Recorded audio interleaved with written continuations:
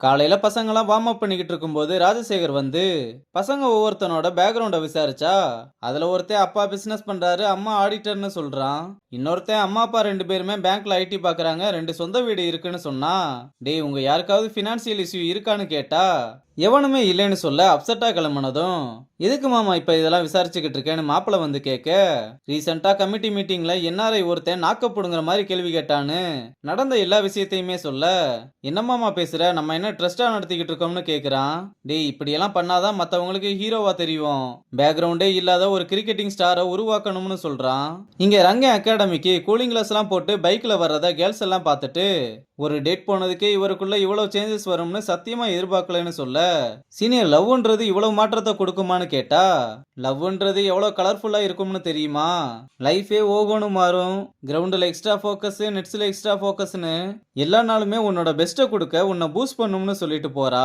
அப்புறம் மாத்தையன் கிட்ட வந்து மணிக்கு இப்பதான் மாமா வேலை பார்த்துட்டு வந்திருக்கேன்றத பெருமையா சொல்லிக்கிட்டு இருக்க. ஆனா மாத்தையன் அவ சொல்றத காதுலயே வாங்கிக்காம அவங்க அம்மா கிரவுண்டுக்கு வந்துருவாங்களோன்னு ரொம்ப பயத்துல இருக்கான். இந்த பக்கம் தங்கமும் மணியும் பேசிக்கிட்டு இருக்கும்போது அம்மா கிட்ட இருந்து கால் வந்ததும் அதை அட்டன் பண்ணி என்னன்னு கேட்டுட்டு, ஏதோ வேலைனால சீக்கிரம் வந்துட்டாங்களாம், பக்கத்துல தான் தங்கியிருக்கோம், வந்து பார்த்துட்டு போன்னு சொல்றாங்கன்னு ரொம்ப டென்ஷன் ஆக, இப்ப எதுக்கு டென்ஷன் ஆகுற, எப்படியும் உங்க அம்மா அப்பா டோர்னமெண்ட் அப்போ வரதானே போறாங்க, இப்ப அதுக்கு முன்னாடியே மீட் பண்ண போற அவ்வளவுதானு சொன்னா. டி, அங்க போனாலே கல்யாண பேச்ச தாண்டா எடுப்பாங்க, பேசாம நீயும் என் கூட வர்றியான்னு கேட்க, அவன் முடியாதுன்னு சொன்னதும் உடனே மூஞ்ச சோகமா வச்சுக்க, தயவு செஞ்சு மூஞ்ச இப்படி வைக்காத, சகிக்கல, வந்து தொலைகிறேன்னு சொல்றான். இங்க நடராஜ் ரிஷி ஆடுறத பார்த்து, என்ன ஆடிக்கிட்டு இருக்க நீ, உடம்ப ஸ்டிஃபா வச்சிருக்க, என்ன மிலிட்ரிக்கா போக போற, நாளையில இருந்து உனக்கு 1 hour எக்ஸ்ட்ரா பிராக்டிஸ் இருக்கு, எல்லாரும் வர்றதுக்கு முன்னாடி கிரவுண்டுல இருக்கணும்னு. வெளியூர்காரன் உனக்கே அவ்வளவு இருந்தா உள்ளூர்காரன் எனக்கு எவ்வளவு இருக்கும், தனியா தானே இருப்ப, பார்த்து ஜாக்கிரதையா இருன்னு சொல்லி மிரட்டிட்டு போறான். அப்புறம் கேர்ள்ஸ் டீம் பிராக்டிஸ் மேட்ச்ல பத்மாவும் வள்ளியும் ஓப்பனிங் இறங்க, பத்மா ஸ்ட்ரைக் எடுத்து நல்லா ப்ளே பண்ணிக்கிட்டு இருந்தாலும் வள்ளிக்கு ஸ்ட்ரைக்கே கொடுக்காம ரொம்ப நேரம் ஆடிட்டு ரன் அவுட்டும் ஆக்கி விட்டுறா. இங்க ரிஷி நெட்ஸ்ல நடந்த விஷயத்த பசங்க கிட்ட சொல்ல, டேய், அவன் என்ன கோச்சா இல்ல ரவுடியாடா, கொலை மிரட்டல்லாம் விட்டுருக்கான், இனிமேல் இவன் கூட யாராவது இருந்தே ஆகணும், ஆனா எப்பவுமே அப்படி இருக்கவும் முடியாது, அதனால கொஞ்ச நாளைக்கு ஹாஸ்டல்ல வந்து தங்கிக்கோன்னு சொல்ல, இங்க தங்கம் ரங்கங்கிட்ட அன்னைக்கு கோல்டன் ஜூப்ளில என்னதான் நடந்துச்சு, ஃபர்ஸ்ட் ஒரு எண்டுல இருந்து இன்னொரு எண்டுக்கு போனதுக்கு அப்புறம் தான் உங்க கேமே ஆரம்பிச்சு அடி பொழந்து கட்டுனீங்க, அப்படி அங்க என்னதான் ஆச்சுன்னு கேக்குறா. அதுக்கு ரங்கனும், நம்ம மேல நம்பிக்கை வைக்கிறவங்க நம்மளை சுத்தி இருந்தாலே போதும்னு சொல்றான். அப்புறம் மேட்ச் முடிஞ்சதும் தியோ வந்து உங்ககிட்ட பண்ண சேலஞ்சில பத்மா ஜெயிச்சிருவா போலையேன்னு சொல்ல, அப்படி நடந்தா எனக்கும் சந்தோஷம் தானே சொன்னதும், அப்போ ஓப்பனிங் ஸ்பாட்டை அவளுக்கே கொடுத்துருவீங்களான்னு கேட்க, அதுக்கு அவங்க டிசர்விங்கா இருந்தா அவங்களுக்கே கொடுத்துடலாம்னு சொல்ல, தியோவுக்கு ஒண்ணுமே புரியாம குழம்ப ஆரம்பிக்க, நீங்க எதையும் யோசிச்சுக்கிட்டு இருக்க வேணாம், நாளைக்கு பாத்துக்கலாம்னு சொல்லிட்டு கிளம்புறான்.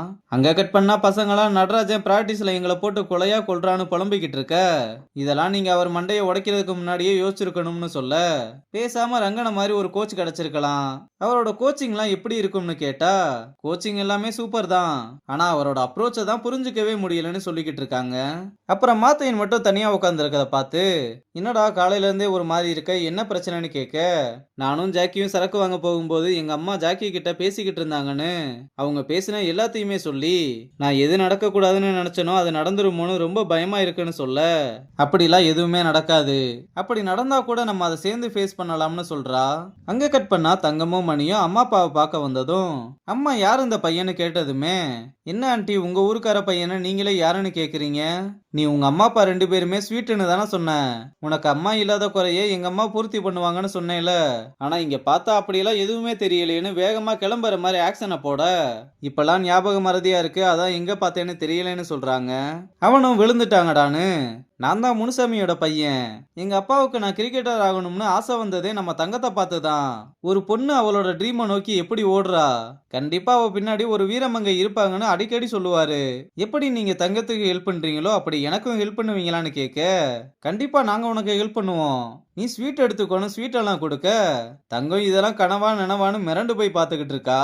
இவ சின்ன வயசுல இருந்தே கிரிக்கெட்ல பைத்தியமா இருப்பா, இப்ப கூட உங்க அகாடமில இருந்து தங்கம் ரொம்ப நல்லா விளாடுறா, அவளுக்கு அவார்ட் அவார்டெல்லாம் கொடுக்க போறாங்கன்னு போன் எல்லாம் வந்ததுன்னு எவன் ஃபோன் பண்ணி இதெல்லாம் சொன்னானோ அவங்கிட்டயே சொல்லிக்கிட்டு இருக்காங்க. அப்புறம் ஏதோ ஒரு டோர்னமெண்ட் வருதாமேன்னு கேட்க, ஆமா ஆமா ரொம்ப பெரிய டோர்னமெண்ட், பெரிய பெரிய ஆளுங்கலாம் வேற வர்றாங்க. நீங்க தங்கம் விளையாடுறத மட்டும் பாத்தீங்கன்னா அவ்வளவுதான். தங்கம் லைஃப்ல நடந்த மாதிரி என் லைஃப்ல மட்டும் நடந்திருந்தா வானத்துக்கும் பூமிக்கும் குதிச்சுக்கிட்டு இருந்திருப்பேன். ஏதோ தங்கன்றதுனால இப்படி அடக்க ஒடுக்கமா இருக்கான்னு சொல்ல, கவலைப்படாதப்பா, அடுத்த வருஷம் உனக்கும் கண்டிப்பா அகாடமில இருந்து கால் வரும். அவ சொன்ன மாதிரி நானும் உனக்கு ஒரு அம்மா மாதிரிதான்னு சொல்ல, கண்ணீர் விட்டெல்லாம் ஓவர் ஆக்டிங் போட்டுக்கிட்டு இருக்கான்.